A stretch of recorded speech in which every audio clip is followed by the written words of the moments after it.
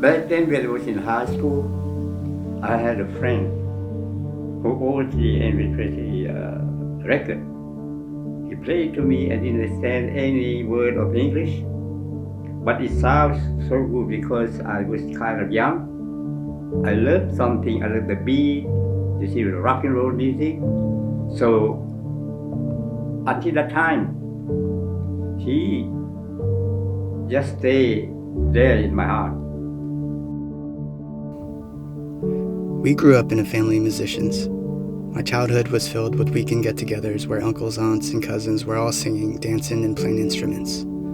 Music, food, and celebration was a way of life for us as we made the U.S. our new home. Everyone was invited in the kitchen or on the microphone and on the dance floor.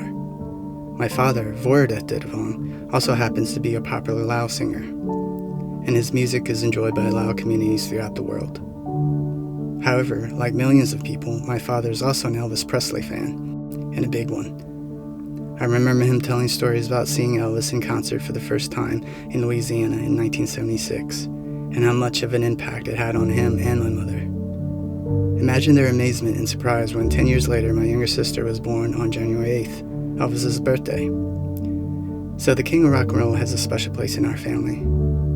But the unfortunate reality is, no matter how much we try, and no matter how much we want to, we all can't be Elvis. But he wasn't the only one with dreams.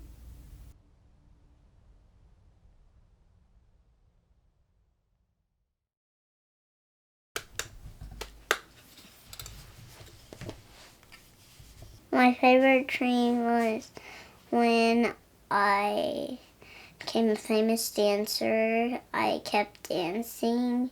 I made videos on YouTube and kept practicing dancing and put the steps on YouTube. Then one day I was on stage and I kept going and going. I dream of becoming a diplomat, an ambassador. I see the reason why, because the movie is from the US, American movies, the cowboy movies. And I was dreaming of going abroad to see the world, especially the Western world. As a kid, I didn't realize my father was famous, or had that many fans. He was just our dad, and he was always singing or listening to music. Plus, it wasn't like he was performing in huge concert halls or Madison Square Garden. He was like most working musicians, performing at weddings, gymnasiums, community centers, banquet halls, and Chinese restaurants. I don't think he ever made any money with his music, but he was doing it because he loved to. Year after year after year. I started to record my music, in maybe early 1970.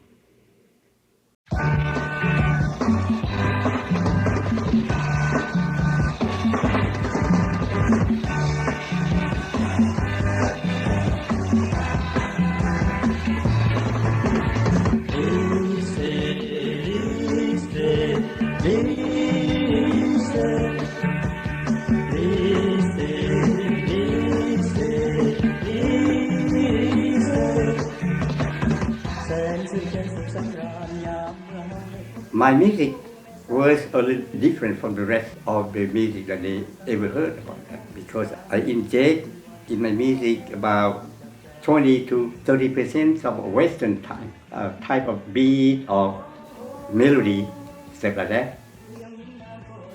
It was different. And at first, it was popular among the students in high school or in college. Even the intellectual people, they say, oh, this guy, he's different.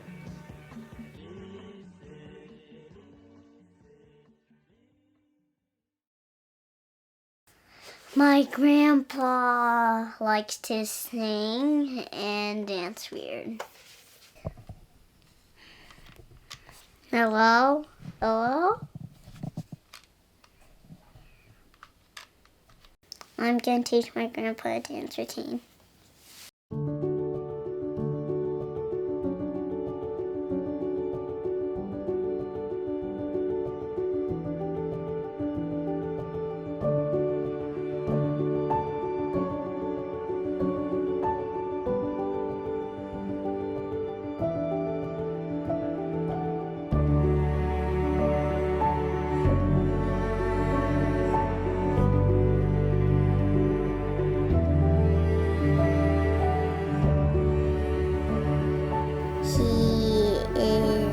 87 years old.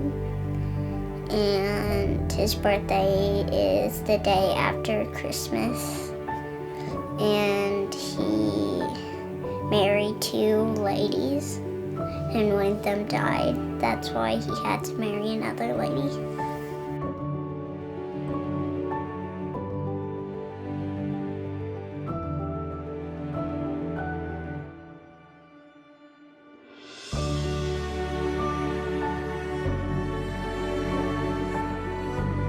I never had in mind that you want to be famous.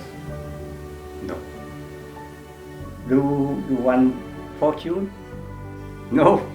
No fortune, probably fame. Fame, what kind of fame? I never expect that. I don't care about it.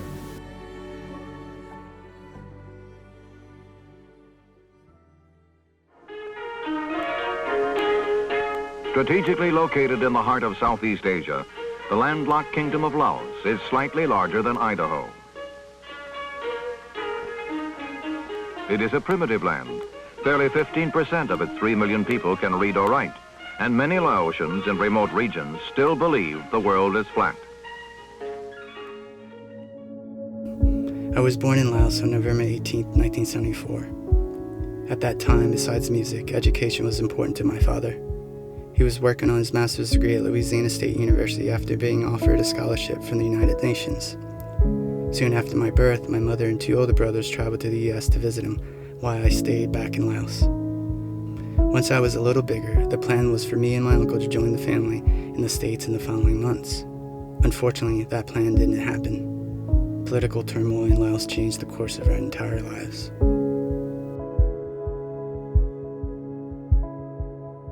Six decades ago, this country fell into civil war. And as the fighting raged next door in Vietnam, your neighbors and foreign powers, including the United States, intervened here. At the time, the U.S. government did not acknowledge America's role. It was a secret war. And for years, the American people did not know. It made Laos per person the most heavily bombed country in history. As one Laotian said, the bombs fell like rain. I was separated from my parents for 3 years, stranded worlds apart. During that time, no communication was had between us. To escape Laos, I crossed the Mekong River with my aunt and uncle to Thailand.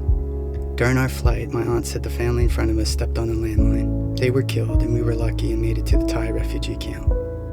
Eventually, thanks to so many involved, I would reunite with my parents August 2nd, 1978 in Baton Rouge, Louisiana. Another miracle.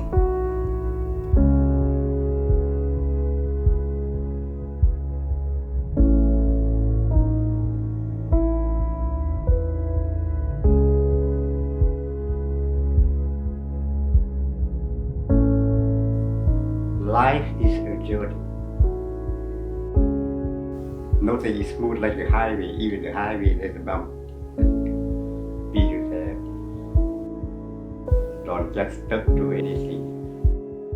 You have to live your life, to learn. Don't stop learning until you reach if you can.